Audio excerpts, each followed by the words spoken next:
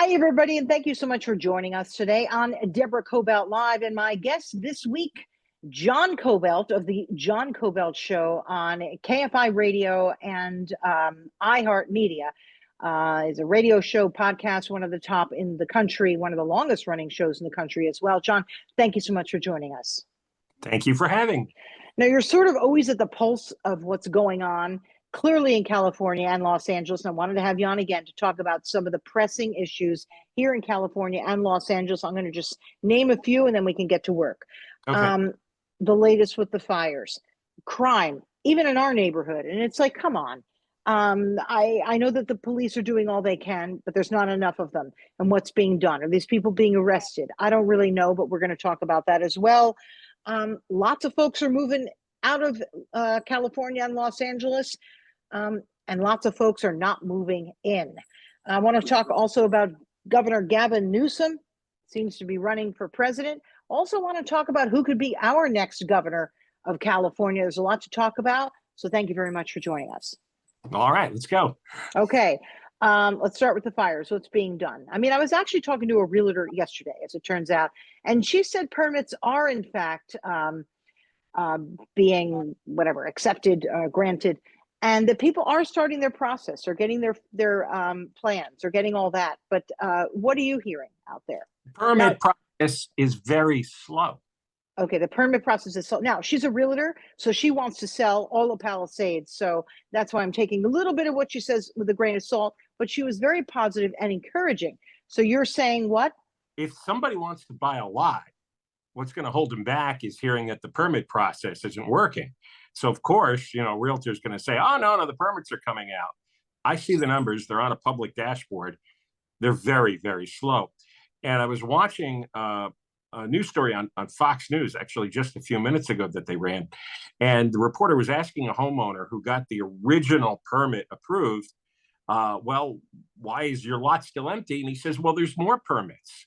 You've got to get a grading permit and then you have to wait 30 days to see if any of your neighbors object to the grading permit. He goes, well, I have no neighbors. Look around.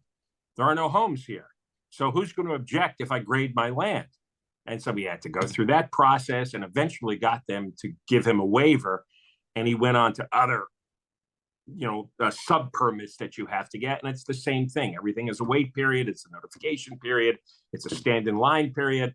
So I would say no, the permit process is really a bust. Are you hearing that people really want to rebuild? Because look, the Palisades is such a stunning community. And by that, I mean, it's a real community. And you know how I talk about that all the time. Where is the community in a place like this in Los Angeles, where people are coming and going and they're there for opportunity? I think there's more of a community in Altadena. There's no doubt about that. Whether everyone there wants to rebuild or is able to rebuild is a different story. But these are communities. So are you hearing that people really want to stay, as hard as it might be?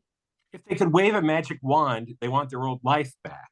Yeah. But the complications are endless. A lot of people were underinsured at best. Some of them not insured at all. Some of them didn't know that their insurance was cut or degraded. They got thrown into the California Fair Plan, which has a cap, I hear, of anywhere between $2 and $3 million, which for Palisades homes are not nearly enough for some of them. I mean, it's not as uniformly wealthy as people think, but if you have a more expensive home, you are out of luck. Simply the insurance is not there. Now, what those people do, I have no idea. Because if you're a couple of $1 million in the hole on your house, you sell it. What are you going to get for an empty lot, especially an empty lot in these circumstances? I want to say this. It's been, 7 months now, nearly 7 months? Yeah. And while it appears as though a lot has not been done, in a way, a lot has been done. How do you clear 9,000 structures? It's come on, it's nearly impossible. The Army Corps of Engineers only clears a certain amount, and then the responsibility is you got to go in and clear more of it out. In a way, isn't it sort of the same as if you knock down a house? You have to grade it even further down. So it does take time.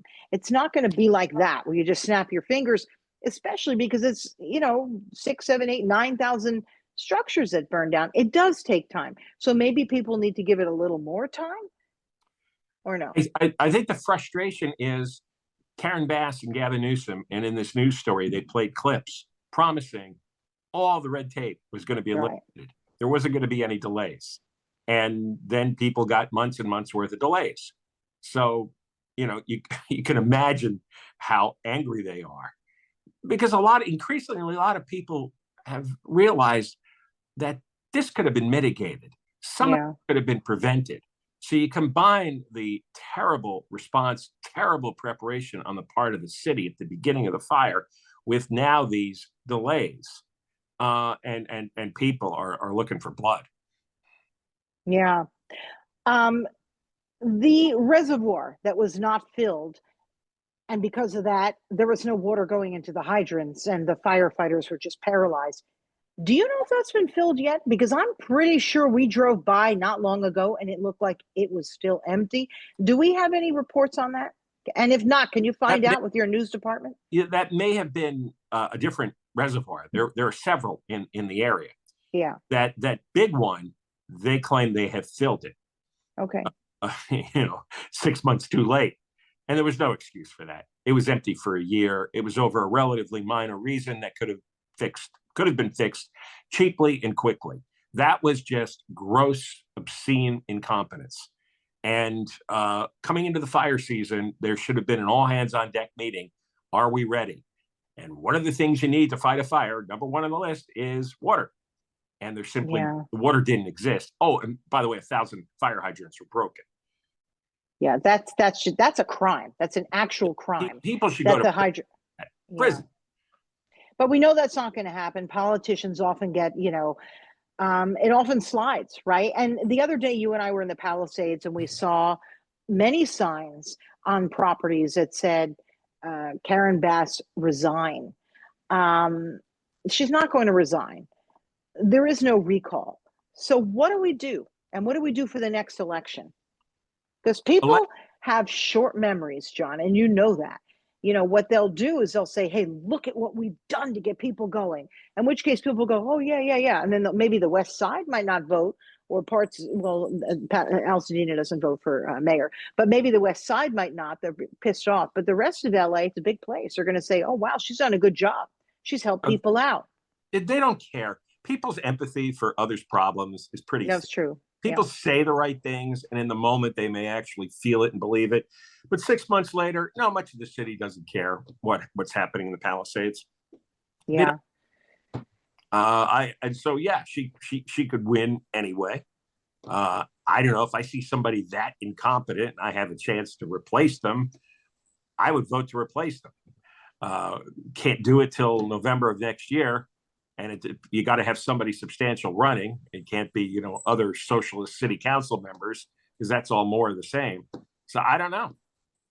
Yeah, I don't know either. I mean, Rick Caruso has stepped up incredibly to help so many throughout the city and county with this fire effort. I mean, obviously, he is the logical choice. Whether he runs or not, I don't know. Perhaps he's more effective doing what he's doing on the outside. What do you think?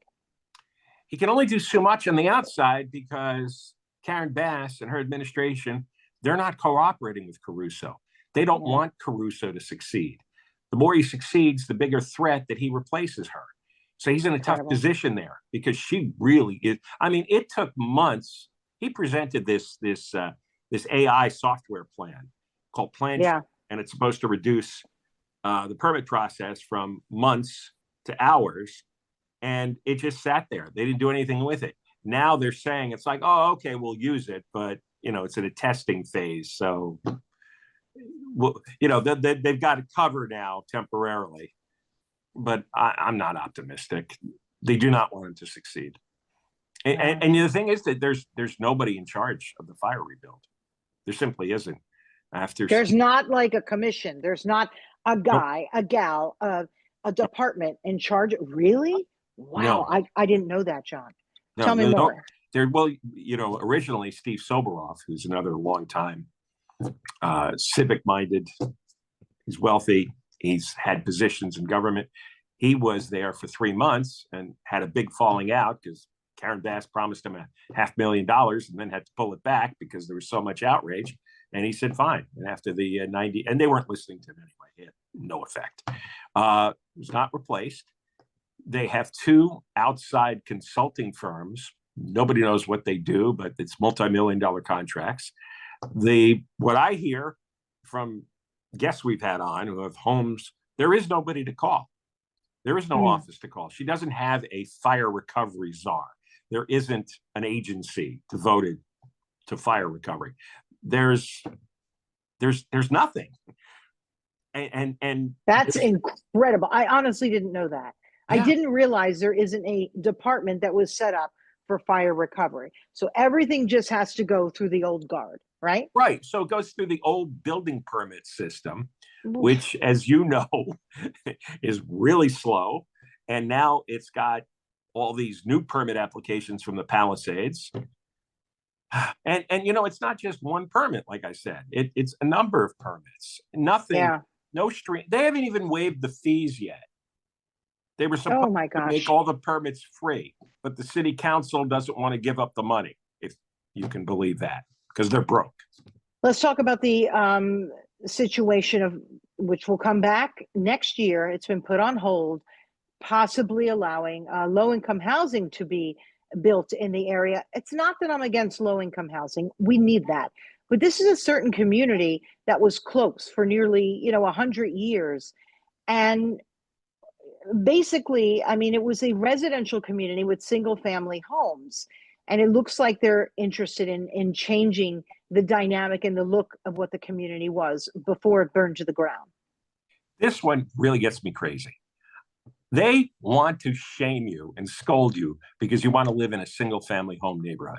Yeah. We all have the perfect right to decide what type of neighborhood we belong to. That's why zoning laws have been around forever. All right? Here's where you have single-family homes, you raise families, and here's where you put offices, here's where you put shopping centers or low-income housing, but they don't necessarily mix. And they shouldn't mix, and nobody wants them to mix. Except this new socialist communist crowd. And if you issue any objections, you're some kind of heartless pig. And they really try to just publicly destroy you. They're crazy. This is a crazy, crazy movement. So here's what's going on. There's this state senator up in San Francisco, Scott Wiener. He's got a proposal that's nearing a vote that would allow apartment towers, low-income apartment towers, to be built in any single-family neighborhood. If in our neighborhood, if the guy across the street sells, the next developer could say, "Oh, we'll put up an apartment complex here, and it's going to be low income, and which means you're going to get some formerly homeless people, you're going to get some formerly incarcerated people, you're going to get people who can't seem to work for a living." Now, this has already passed or is proposed? He has proposed it, and they're going to vote on it. And most of the Democrats in the legislature are either crazy or they go along with the crazy because they don't want to be criticized and publicly shamed. That's really tricky because you're right. If this should pass, there's a lot of money that these developers can make in this type of building these types of units. And very often it's subsidized by government funding. There's a tremendous, people need to look into that. There's a lot of money these developers are getting, because I know someone whose family member does that. And they make not millions, but billions of dollars building these types of structures in residential communities next door. I'm not saying I'm against them. Everybody does deserve a shot and they deserve a place to live. But if it's traditionally zoned single family, right, maybe it should stay that way, and it could go up the block where they have towers and housing for homeless and whatnot. I mean, there's got to be some kind of middle ground, is what I'm saying. But you see, because they're socialist communist at their core, they don't believe that wealthy people have the right to their big homes. No, you're wrong. You're wrong. Yes, they do.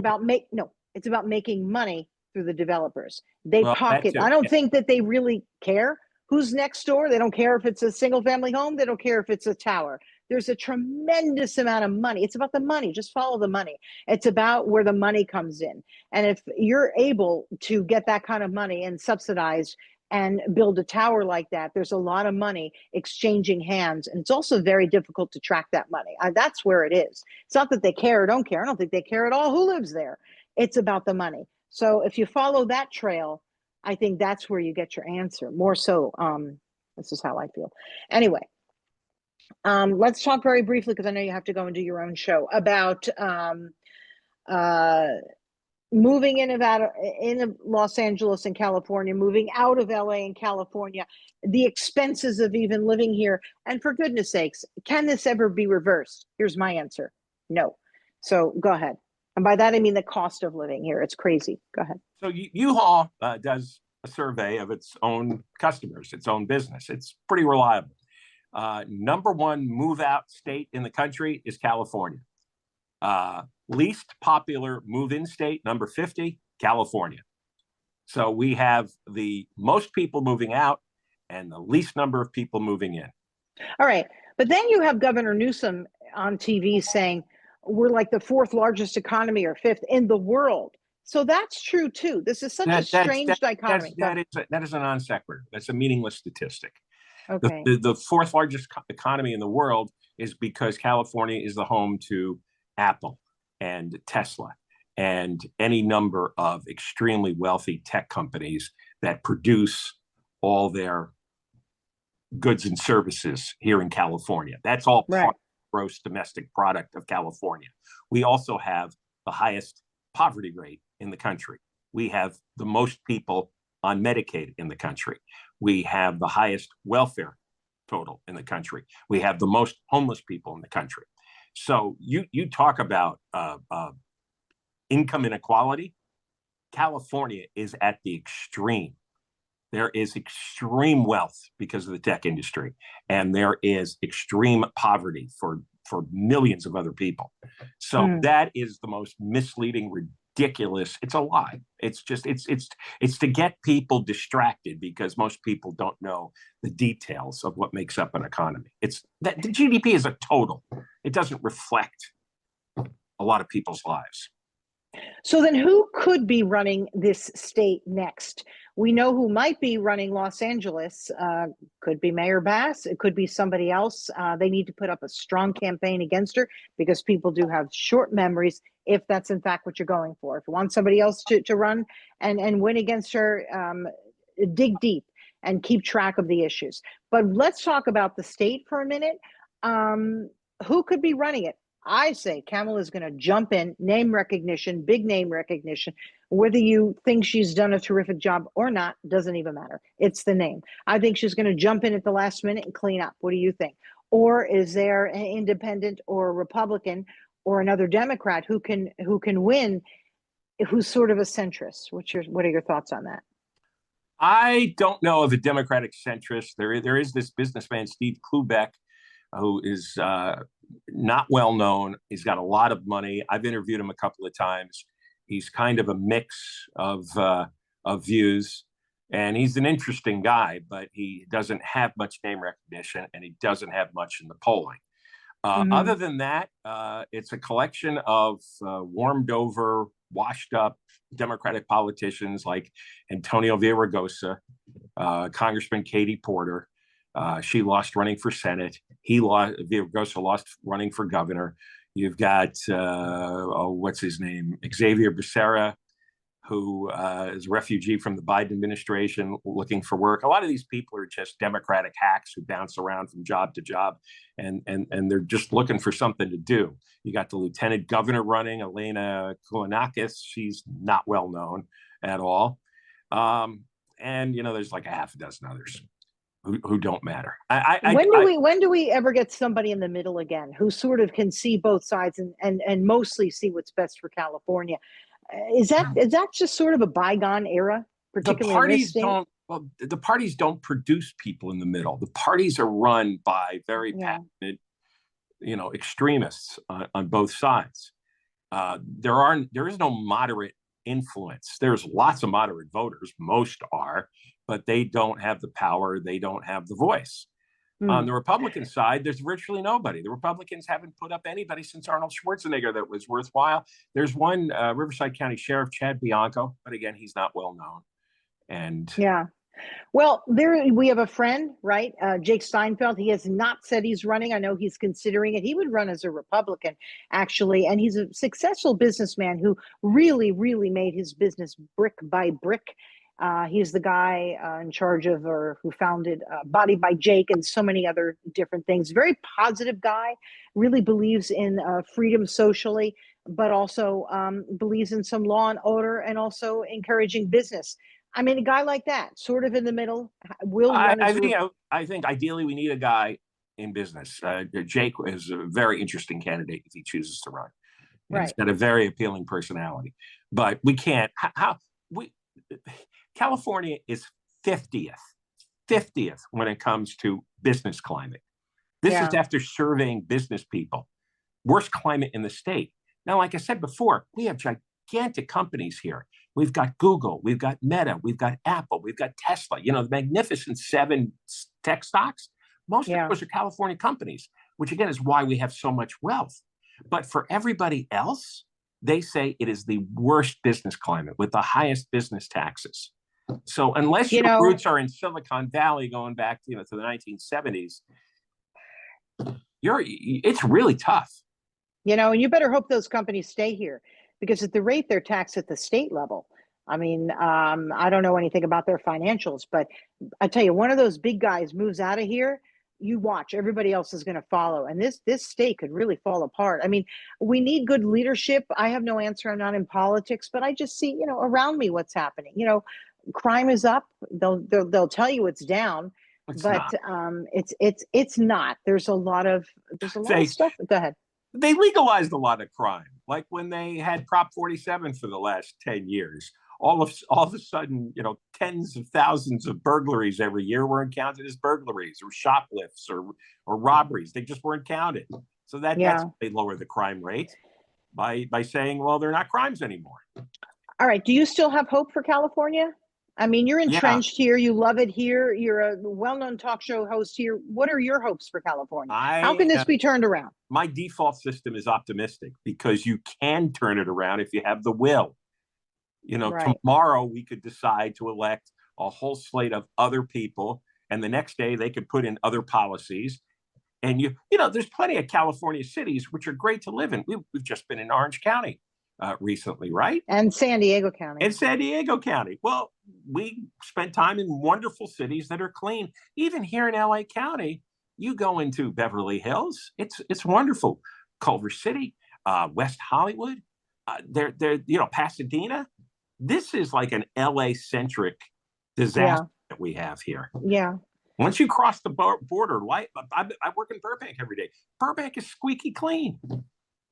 Yeah, I can take a walk there at 2:00 in the morning. Why don't you do that and tell me what happens?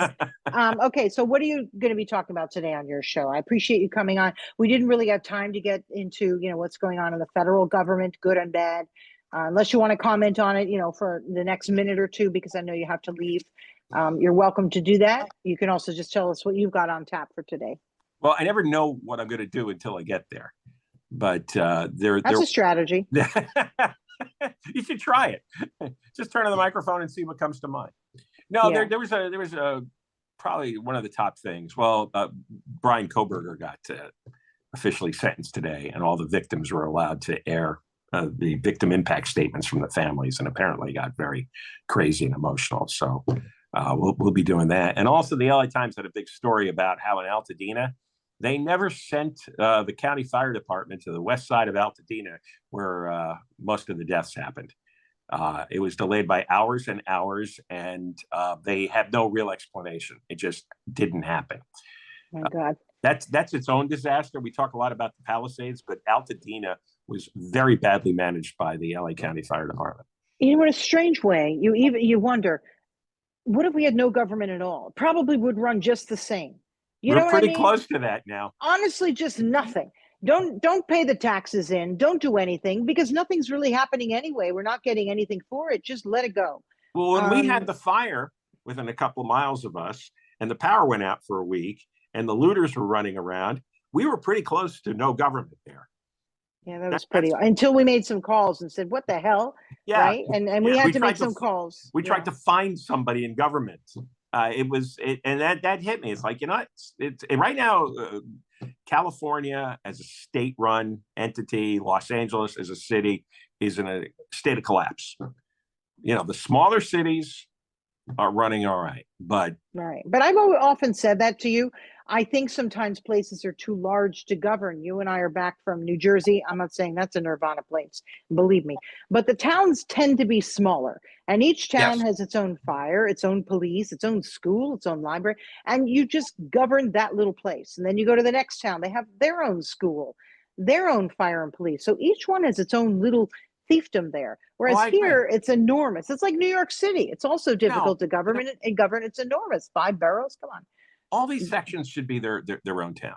Palisades should be their own. Brentwood, Bel Air, Westwood, Hollywood, Las Vegas, East LA as well. East LA be its own. Yeah, I mean, this is ridiculous. I also think people best know their communities, as opposed to leaving it in the hands of someone who doesn't know the community and is hardly in the community. If you have community leaders who are running each community, I also agree that's more valuable. I'm not sure about distribution of funds. That's tricky, but that's a thought. I don't think it'll happen here. That's what angers. I was talking to somebody yesterday, he's a businessman in the Palisades. He says, we're 0.5% of Los Angeles in population, but we give 6% of the tax revenue. So we outperform 12-1, and we got nothing for the fire.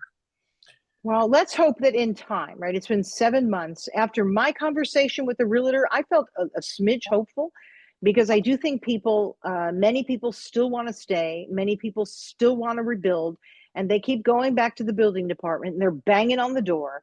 And I guess it's going to take that, people. You're just going to have to keep banging on the door. You want to stay there? You got to bang on the door. That's it. What I think.